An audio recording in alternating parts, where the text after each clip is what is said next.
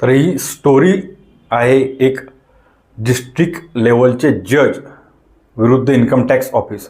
आणि income tax ऑफिसचे जे ऑफिसर्स आहेत किंवा इन्कम टॅक्स अख्खं जे डिपार्टमेंट आहे किंवा ही जी अख्खी सिस्टीम आहे महाराष्ट्र शासनाची, भारत सरकारची, किंवा ही सरकारी यंत्रणा जी आहे ही किती खालच्या लेवलला जाऊ शकते किंवा त्यांचा कामातला जो ढिसाळपणा आहे, कामं टाळण्याची जी पद्धत आहे ही किती खालच्या लेवलची असू शकते ते आज बघणार आहोत. मग सामान्य माणसांना तर ते हतबल करून टाकतात अक्षरशः, की कामं अशी ऐरागैरा नत्तू खैरा आल्यासारखी ती रिटर्न पाठवून देतात. पण ज्या वेळेस या न्यायपालिकेत सर्व केलेला व्यक्ती, आपली सेवा दिलेला व्यक्ती, जो की एक जिल्हा न्यायाधीश होते, जिल्हा न्यायाधीश राहिलेले आहेत महाराष्ट्र सरकारमध्ये,